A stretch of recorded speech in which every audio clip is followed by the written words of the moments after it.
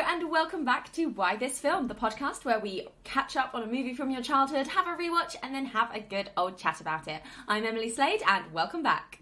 You watched it so many times before, and now you're gonna watch it again. But it's been so many years since you last saw it, and now you show it to your friends, and they're like, what? What am I watching? Why this? What is What? this? Why? Why this film? And I'm joined today by Tristan. Hello, Tristan. Hello, happy to be here. And his chosen movie is A Goofy Movie, 1995. The IMDb breakdown. When Max makes a preposterous promise to a girl he has a crush on, his chances... I'm going to do that again. Yeah. Pick up. When Max makes a preposterous promise to a girl he has a crush on, his chances to fulfilling it seem hopeless when he is dragged onto a cross-country trip with his embarrassing father, Goofy. What's your relationship with this movie? So, this movie, I have very fond memories of it from when I was a child, even though it was released in the year I was born, which I noticed today. Yeah. So I was born in 95, which you is must when the film was released. Had it on video? Yes, I would have had it on a video, I think. In the days of the video cassette. Millennials. And I suppose I relate to it a bit because it is about, essentially it's about the relationship between a father and his son.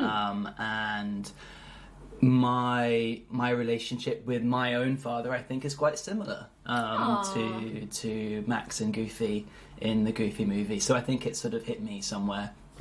Personally, it's very touching. It is. I hadn't seen this movie until this morning. Oh, right. And it was advertised everywhere, and I think I had like a Burger King figurine. Oh, yeah, well, McDonald's did a special, Yeah. They launched a range of toys. They would have had the collaboration still going on exactly, in the 90s. Yeah. So it was on my radar, and it would have been trailered on a bunch of other VHSs, but I just never actually watched it. I don't know why. Perhaps it was the fact that it was like one of the sort of canon Disney characters as opposed to yeah. sort of fictional, if you will, rather than the real life Goofy. Yeah. But I mean, I've got my notes here, and the first thing is, and we are slap bang in the middle of the 90s when this movie comes out, and it is so apparent. Yeah. Like, the 90s called, and it wants its everything. Yeah, totally. The 90s are alive and well in this movie. If you're all still loving the Spice Girls and wearing your scrunchies and like having that big nostalgic push of the 90s, I genuinely recommend this movie because it is so, from the characters to the plot ideas to the narratives to the way things happen to the outfits to the music to the baggy jeans, floppy t-shirts. Everything is so the way the high school is set up and all the people in the high school. Exactly. All those 90s stereotypes. It's great. It's great. So As a 90s. Child of the 90s, it's sort of like that's what I grew up in. Yeah, you're like, that's what cool is. Yeah. I didn't realise it was a musical. Yes, it is. Well, again, I was reading on the trivia. It was very much in the days where Disney thought that every film they made had to be a musical. Yeah. And in some regards, they still do that. It's interesting, but it's like a proper musical where it had like a big old opening number. And Grease. again, when I was watching it yesterday, it sort of reminded me of why I fell in love with the idea of the musical, and obviously this would have been one of my first experiences of watching a Disney musical film, and I adore musicals today, and this film would have played a large role in establishing that. Because they're really good, and I know the song that everybody knows from this movie is Stand Out. Or Eye to Eye. Which is Eye to Eye. Total tune. Total tune. And I Stand Out comes up a lot on if you, like me, spend your time doing guess the Disney song quizzes on YouTube. Does it come up? It comes up a lot because I never know it. I'm always like, oh my goodness. And a lot of people in the room are like, oh, it's the Goofy movie. Yes, yeah. So it's a pretty famous song, even though there's not really a time where he like sings it properly. No, but I mean, if you listen to the soundtrack, the full recordings there, and again, I found out today that apparently Bobby Brown voiced Powerline, who is the sort of the pop star in the film, but he got fired because of substance abuse. So I don't know who it was who replaced him. I don't know if Powerline's voice credit is there on the IMDb. But no, it was originally supposed to be Bobby Brown. Because I know he's meant to be based on sort of Bobby Brown. Prince, Michael Jackson. Yeah. Again, very much that kind of like 90s, there you go, Powerline, Tevin Campbell. Whoever he may be. Yeah. But again, that whole kind of 90s, new sound, that kind of like... that funky kind of, know, when that came in the 90s. And again, it's also one of my favourite things about the movie, that, when you hear those power chords, kick in, and you're just like, yes! This is what I'm watching this movie for. The songs are really good. There was even like one moment where I was like, La La Land? Did you get your inspiration from the bit on the movie? motorway? Yeah. I was La La Land, Eat Your Heart Out. The opening of La La Land. Yeah, exactly. Was clearly inspired by a goofy movie. Exactly. Yeah. Like it's real La La Land vibes. Yeah, totally. So the main character is Max Goof. So we're to understand that Goofy is called Mr. Goofy Goof. Yes, I believe so. Yes. So Goofy is voiced by Bill Farmer, and Max Goof is voiced by Jason Marsden, who you may know as Thackeray Binks in Hocus Pocus. Oh.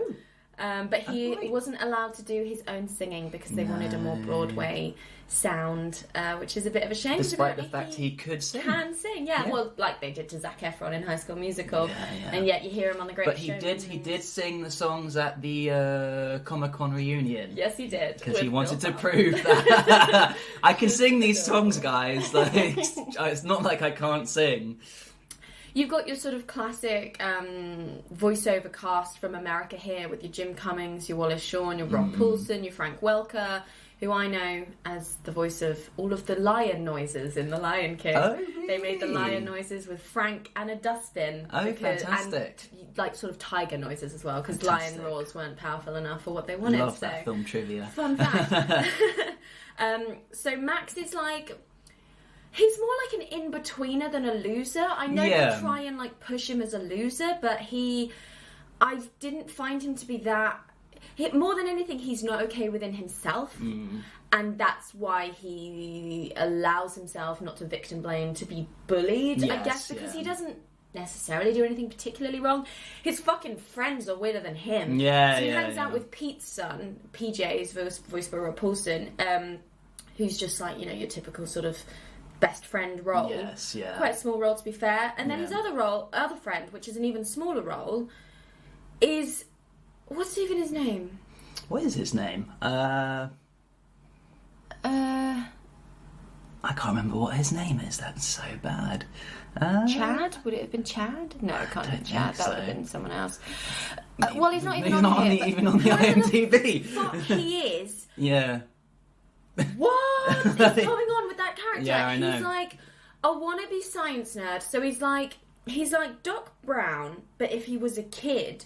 But then he's been like, I don't even know how to describe this fucking boy. He's obsessed with like spray cheese. Yeah, he's like a maniac. Is he sort of like? I always saw him as sort of like that stoner kind of 90s. I get, but like science stoner. But science stoner. Yeah, exactly. I was like, what the fuck? He's so weird, and he's like just so like happy-go-lucky all the time, and like I don't know what is going on with that character. I can't even tell you his name, but again, that whole kind of like Californian surfer kind of laid back kind of vibe I get from him. Like usually the main character would have like 3 friends and they would all tick the stereotype box. Yeah, exactly. Whereas they've just sort of combined them all into this one bizarre character. He is odd. But I think what you were saying about Max as well is I think Max, what they did quite well with crafting Max is that he is sort of like the every man, and that a lot of us, I think, felt like we were in Max's shoes when we were at school. You know, not necessarily totally outcast. Yeah, not but, the lowest of the low, exactly, but definitely not like, popular at all, and trying to find your way through school politics, as we've all been there, you know. They get a lot done in this movie, considering its short runtime. I know. It's a very short runtime, and it moves along at a breakneck pace. It's brilliant. Yeah. I have to say, I kind of was. So with the resurgence of the 90s nostalgia, a lot of things I see about this movie is how people are like, now I'm an adult, I'm on Goofy's side because he's just trying to be a good father. Yeah. But watching it, even though I am an adult, I was a little bit on Max's side a lot of the time. Yeah. Which is a testament to the movie. Yeah. Because I was like, Goofy, you can't just spring a last minute fucking fishing trip on your son at the beginning of the summer holidays. Like, Pete's son is okay with it because he knew it was coming. Yes, and he was prepared for it. Yeah. Of course your son's going to be annoyed with you if you, like, literally he comes home from school that day and you're like, he doesn't even get into the house. No, exactly, yeah. Before he's like, we're off on one. Like, so I was a bit like, Goofy, come on, man. Yeah. And obviously Goofy, there's a good representation of different types of dads. There is. Which is really interesting because usually, especially in the 90s, you get like that sort of very generic, You get like the dad, then you get like the neighbour dad, and then you get the like girlfriend's dad. And to be fair, that's sort of what happens here. Yeah, it is. I hate that overprotective dad of the girlfriend trope.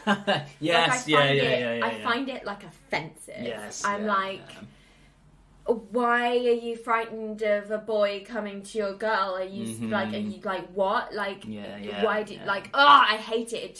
It just fueled by patriarchal bullshit. Yep.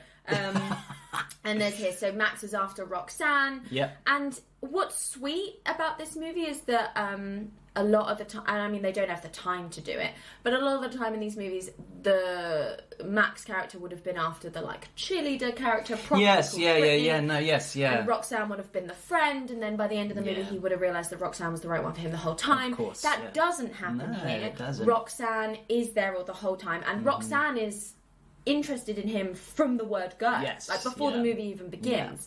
Which is really lovely. So it's sort of inevitable that they end up together, and it's sweet and it's endearing. It's very sweet, because he doesn't have to prove himself to her or anything. So in that way, it's very gentle, and that it's just exactly. Their sort of scene where they talk about, do you want to invite me to the party? Yeah, I'll invite you to the party. It's very real. It's very with real. How because what they're like 12, like I don't fucking know how old they are. Yeah. They're babies. Yeah. So you don't really care about their relationship because you know it's going to be over the minute the two of them go to college. But like, well, Roxanne never appears again. Yeah, literally. I think this is the only time you ever see Roxanne in any of the Goofy canon. Yeah.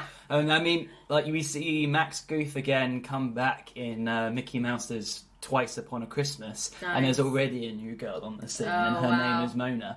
There we go. Yeah, because he's gone to college, gone to university, and exactly. Roxanne is a sense. distant memory. And to be fair to this movie, it is a movie about a father-son relationship. It is, ultimately, it is. So I get the role that Roxanne plays in it. It is a shame because she's not that. She's as fleshed out as she can be. Yes. And they do a good job with what time they give her. Yeah. As it is meant to just focus on Goofy and Max. And it does, and it does it well. God, there was a line out of fucking nowhere. This film just slaps you in the face. Because you're having a good time. The songs are really nice. Mm-hmm. You're enjoying it. It's funny. It's cute. And then all of a sudden, Goofy says something where he's like, you're my son, and no matter how old you get, I'm literally about to cry. Yeah. My son. Yeah, it's that moment in the car where they're arguing, and then they realise that you're my dad and you're my son, and it's like it's just so sweet, and I don't hate you. It's just you're really annoying, and I'm trying to live my life. No, the one that always got me was that Max says, I've got my own life, and then Goofy's like, and I just want to be a part of it. Yes! Oh God, I'm actually crying right now. Yeah, like, exactly. I'm actually crying. Exactly.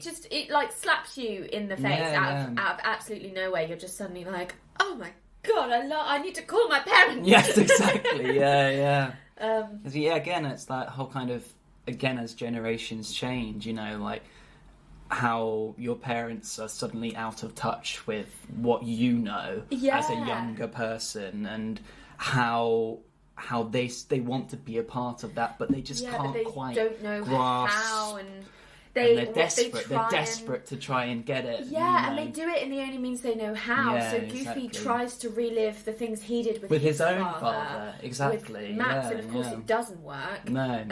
A very interesting pre-Enchanted send-up that Disney sort of do in a very meta way in this movie, where they visit a roadside attraction, which is like a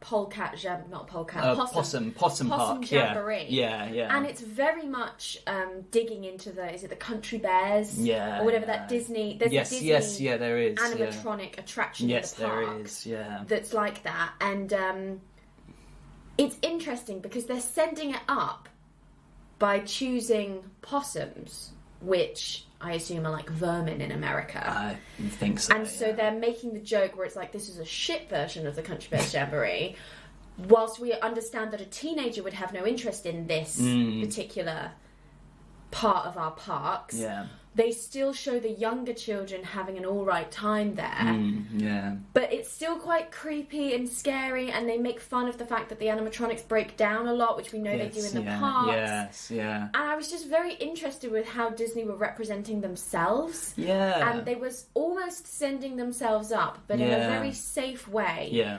And obviously now that's what they live for. They're like, oh, how can we send ourselves up this year? Exactly, they fucking love that shit. Yeah. And by doing so, they very much date themselves. Which is a shame, like having that Twitter joke in Moana and making reference to... what was the Twitter joke in Moana? He's like, when you write with a chicken, it's called tweeting or something. Right, I see. And also all of the references to her having like, oh, if you have a sidekick, you're a princess. If you're about to start singing, I'm going to throw up. Yeah. Very self-aware, But like, Enchanted was good. It succeeded in that. I don't like it when Disney try and go meta or woke, because I'm like, what you've done now is... hate the word woke. But you've dated it. You've dated your movie. Exactly. Whereas in comparison to that, this movie, despite being so 90s, is timeless. And it truly is, as like, you know, like how Back to the Future is very 80s, but the story is still timeless. You can you don't even need to forgive, because people often compare Aladdin and Hercules to not being timeless Disney movies because they try and make these very 90s references within them that you don't get. But even though I didn't know that the genie was pretending to be Jack Nicholson, I still found it funny and enjoyable.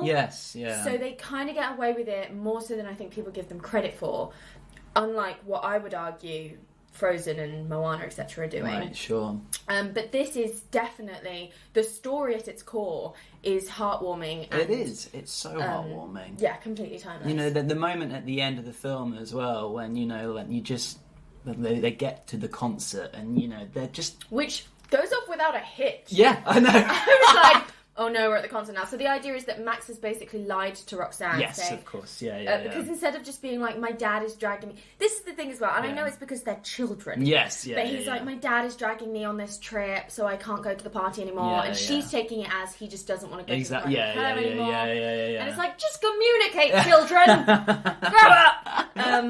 So I get it, they're like 11. We've all been there. So instead he lies and he says he's going to the Powerline concert and he's going to appear on stage. So of course that immediately spreads around the town. And he changes the map and they do get to LA in a sort of, they don't trust each other. And it is like, very sudden. And so, suddenly they're there. Oh, okay. And then they're despite the fact that the trip went, you know, like, it went very, very alright. A lot went wrong and they still made it. it in time to the concert. They made it in But time, anyway, and they managed to get on stage. Yes, exactly. And Powerline It's is totally just cool like, with it. Brilliant. Brilliant. Love it. Yeah. Keep that up. But Backing credit to dancers. the character, though, you know? Yeah, a nice pop star. And again, like a very sort of 90s reaction. Like nowadays, if even in a children's movie, if someone tried to jump onto the stage while a pop star was singing, they would be like, fucking security, I'm scared for my life. Innocent times. Yes, the totally. 90s. Totally. But, seeing them all together and, having made their amends on the... There's a great sort of sense of acceptance towards the end of the movie as well, where Max is just like, this is my dad, and I'm going to hang out with him tonight. Yeah, exactly. But I'll hang out with you tomorrow. Yeah. Which is a really lovely thing to teach children as well, because there is, I'm sure, a time in everybody's life during their teenage years where they're like, I fucking hate my parents! And they're like, well, I just want to hang out with you! And you're like, but you suck! Relatable. Very relatable. And then all of a sudden you're like, oh my god, I hope my parents don't ever die. Yes, no, I need to spend every waking hour with them. It's that period, isn't it, of going from being a kid when like you rely on your parents for everything, becoming a teenager and being like, I don't need my parents, and then hitting your 20s/30s and being like, oh gosh, my parents are, they're not going to be here forever. Yeah. So I need to sort of it's the realization of the appreciate inevitability them. of death. That's what this movie teaches. Welcome to 2020, guys. World War III. Fun.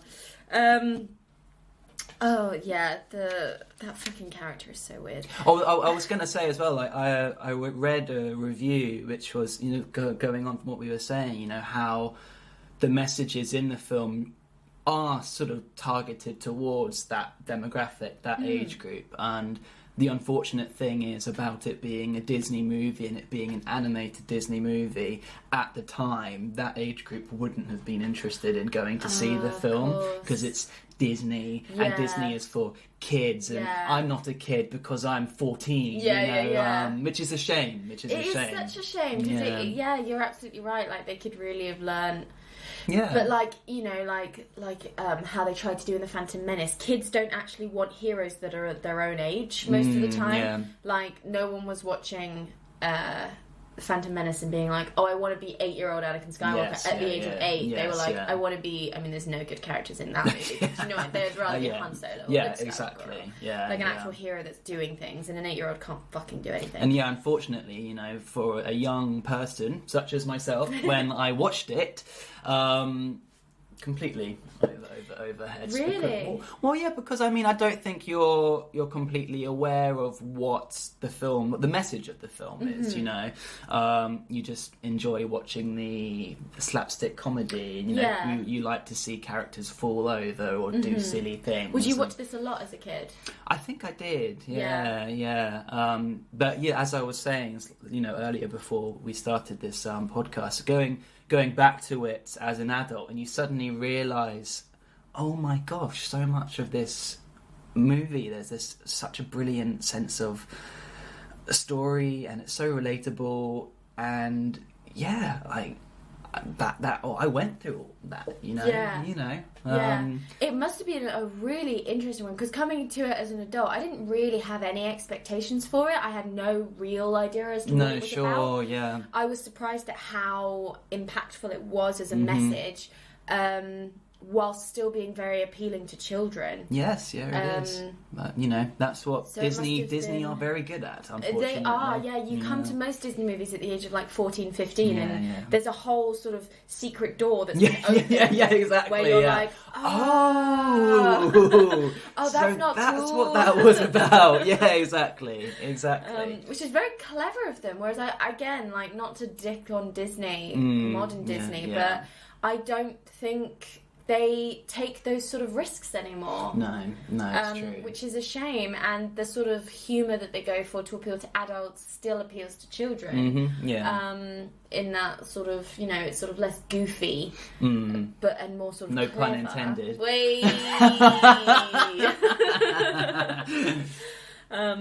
But yeah, so the idea for this movie, I'm sure you read on IMDb, came from Jeffrey Katzenberg, who, as we all know, handed in his notice in 1994 after the release of The Lion King, and went over to start DreamWorks with Steven Spielberg and someone beginning with G, which is where there's SKG underneath the DreamWorks logo. I always want to say David Geffen, but I don't think that's the person. But, I'm not going to Google it. And the idea for this movie came from the fact that he realised he was getting very distant from his daughter. Yes. So he went on a road trip with her to sort of heal that gap, and apparently it worked. Yes. Why he was getting distant from his daughter, one can only assume, was because he was being a fucking maniac in Disney headquarters.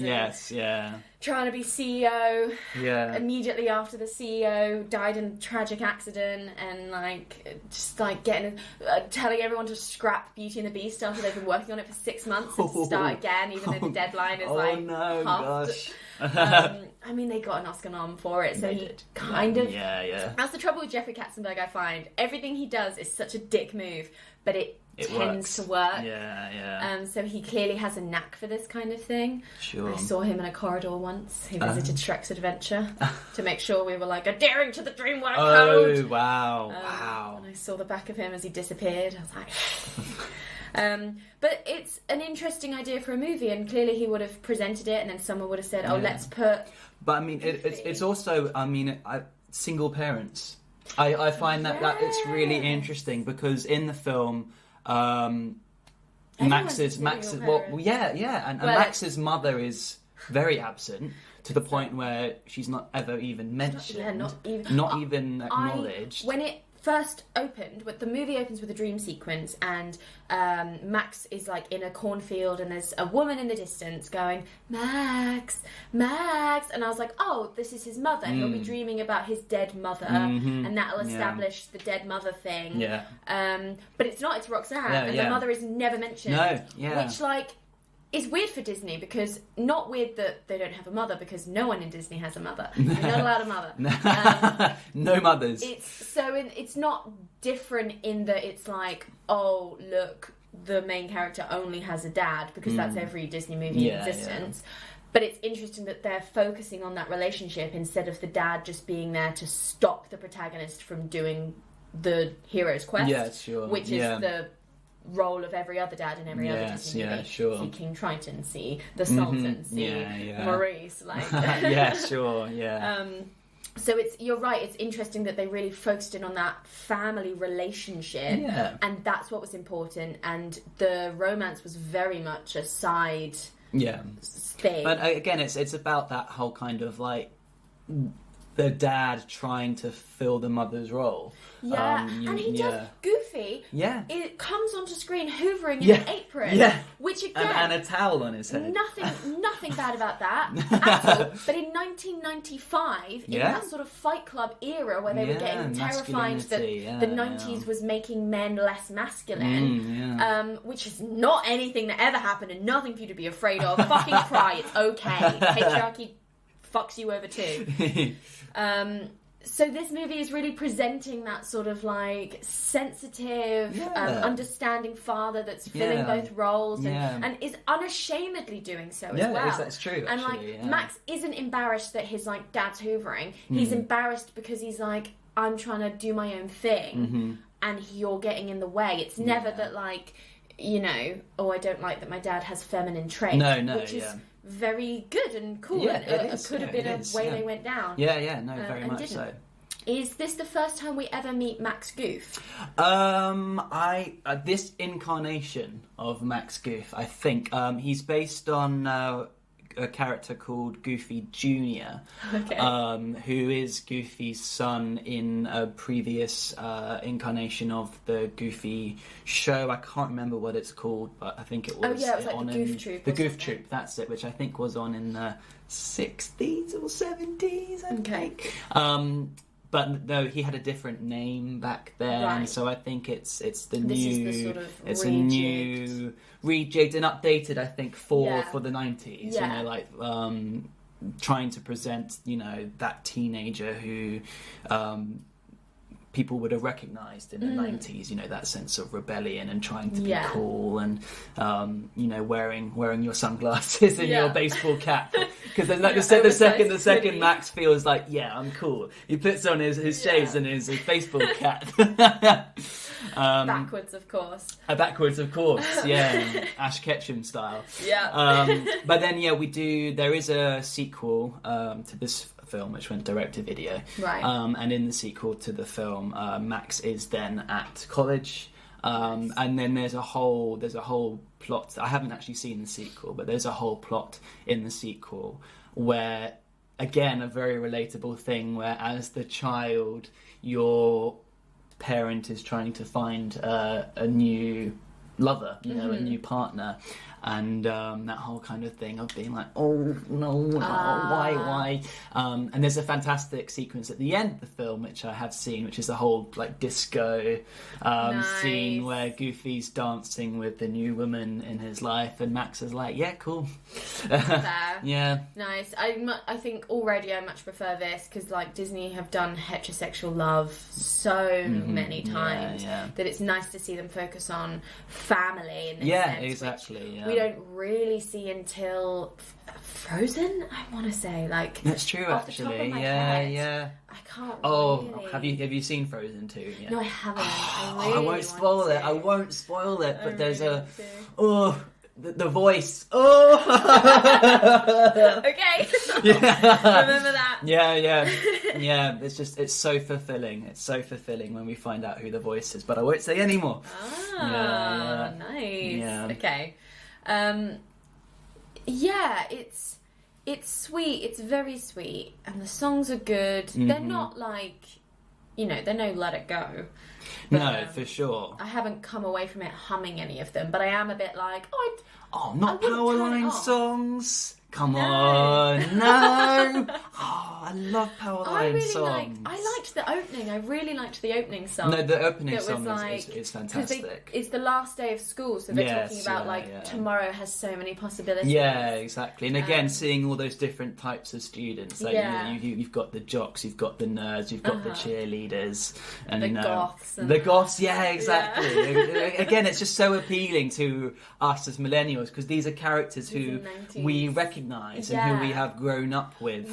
Which are kind of toxic. Like, I really enjoy watching new high school based things, so sex education. Sure, yeah. They no longer have the I don't like you because you're gay. It's the like, we're all vegans and homophobia is so like 2012.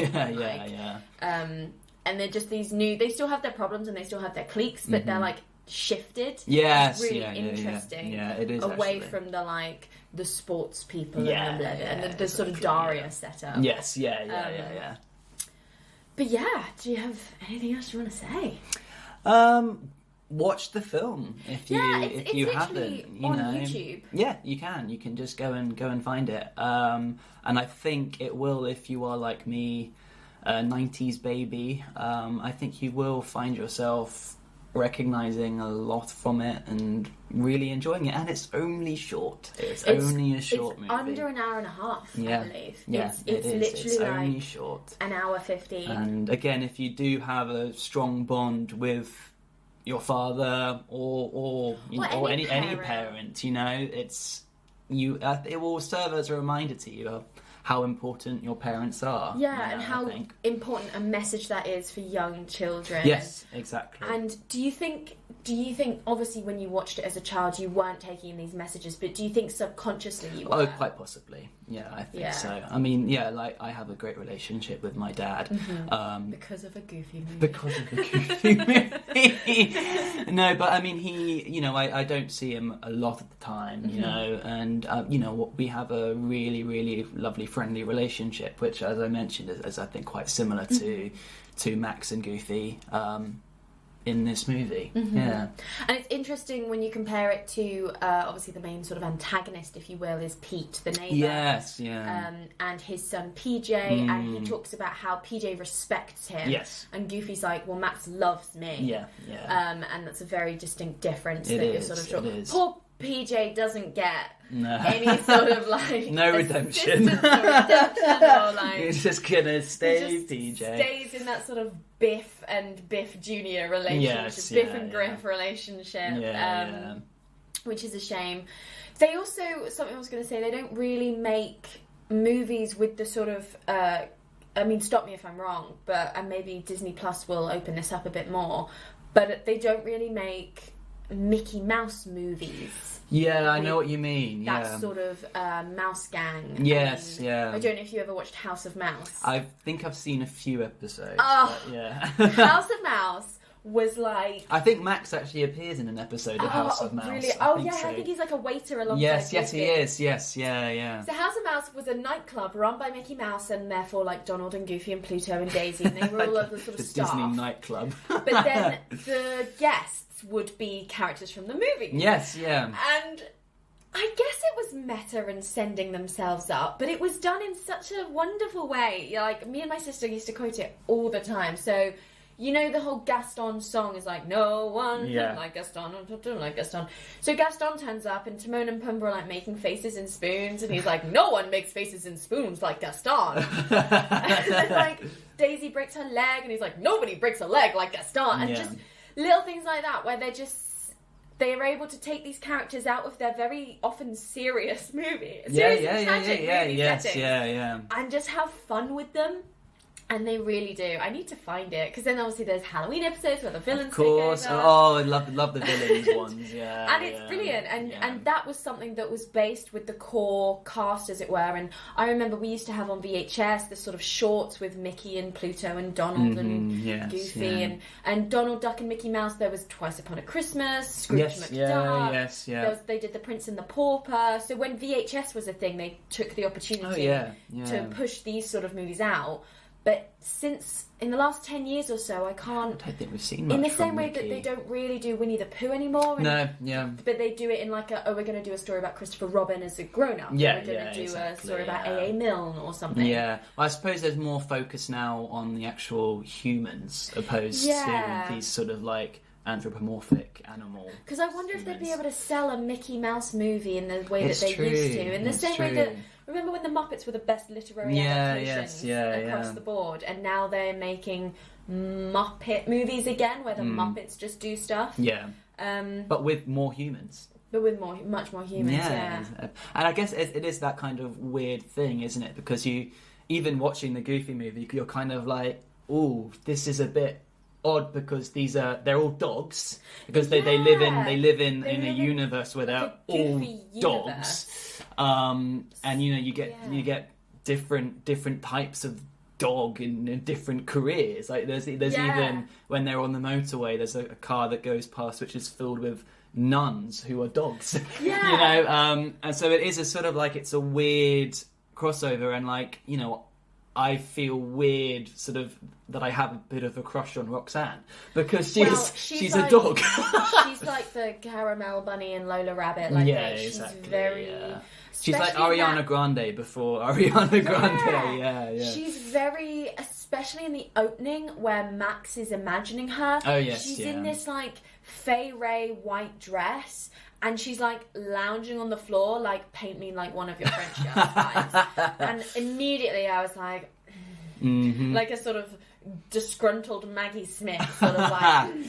Oh, this is what this movie's going to be like. Yeah. But it isn't. No, But it is still frustrating that back then they were still just like, sexy! Yeah. Sexy, crazy cartoon animal person. Yeah, exactly. And you're like, Now, obviously, on the flip side, we did have Robin Hood, who was very sexy.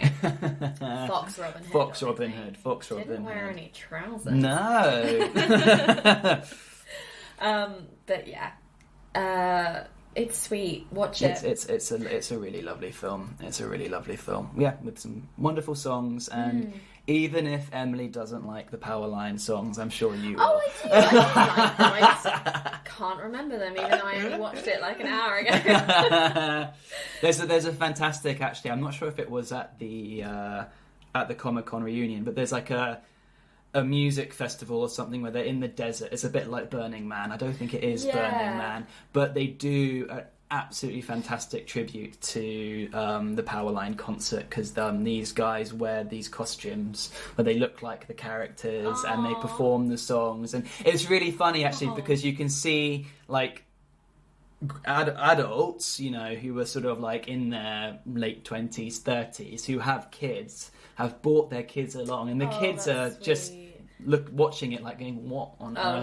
No. What is this? Like, what is? Whereas the adults are all like, yes, like, this is my youth. pumped. This is my youth. Yeah. And you know, there is that. I mean, this film has obtained a very, very big cult following from the millennials. You know, because it's one of those ones that I hear a lot on the grapevine that Yeah, I've yeah. never seen. Yeah, and yeah, yeah. people are always shocked when I said I'd never seen it. I mean, it is, as you said, it very did much slip under the radar, but I think that's also 'Cause you think what helped with its cult status. Yeah, Yeah. 1995. I assume it had a cinematic release. It did. In fact, it made quite a bit of money, I think, at the box Yeah. office. I think it made about $35 million. And when you consider that 94 was The Lion King and Pocahontas. Yeah. And Well, I then- think they even delayed Goofy Movie because Yeah, I it's think they Lion King. finished it in 94, but because of Lion King, they didn't want to release them in the same year, so they pushed it back a bit. They but pushed it back to 95, and then of course you later go on and have your Mulans and your Tarzans. yes, and, yeah. and this comes slap bang in the middle of that. Yeah, And even the animation And it's not. I don't think style it's is- even considered a Disney classic. I don't. No. No, it's not, is it? I don't think so. No. Which is bizarre because it is slap bang in the middle of the Renaissance. Yes, yeah, it is. And yet I'd never seen it. Yeah. It had never been bought for me. Yeah. And then you look at the style of like the way that they did the shading on Tarzan and the music from like Beauty Oh, and the Beast animation in and- this is so satisfying. It's satisfying in its simplicity. Yeah, exactly. Like it's, yeah. as I say, it's not like other stuff that the company were producing. Hmm. It's almost like, and not as bad as this, but you know the Disney company had their TV animation studio that when they brought TV shows out, the quality of the, same with the VHS, straight to VHS sequels, the quality of the animation dipped by like 90%. Yes, it did. This is nowhere near that bad. No. But it's definitely dipped by about 10-15%. Sure. Just, and not in a bad way either. No, like it's still very charming and satisfying to watch, as you say. But it isn't the sort of standard Sure. that you were getting from the surrounding movies. Yes, yeah. So it's a bizarre little movie. Just It is. stuck in there. Yeah, it is. Join the cult. Yeah. Join the Goofy movie cult. That's going to be the pull quote. Join the cult. But no, it is. It's a wonderful film. It's brilliant. I'm really glad I've seen it.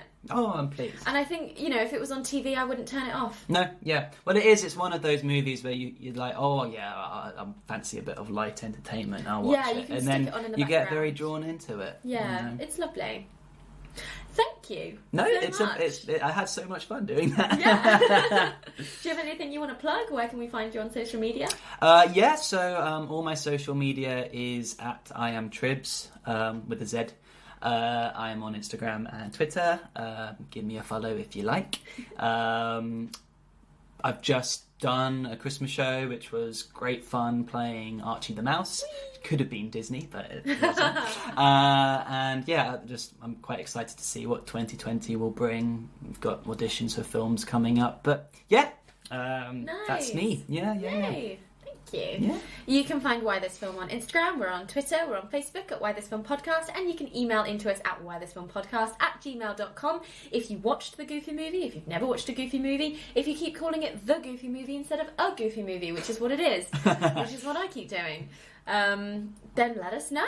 Let us know any suggestions you have for movies you want to see us tackle in 2020. I'm very up for bringing in new suggestions from people and trying to find people that have seen them before. So do let us know. Thank you again, as always, for listening, and we'll see you next time on Why This Film. Bye! Bye. Watch The film and we talked about it, but now it's time to say goodbye. We'll be back again with another movie that makes you wanna ask why.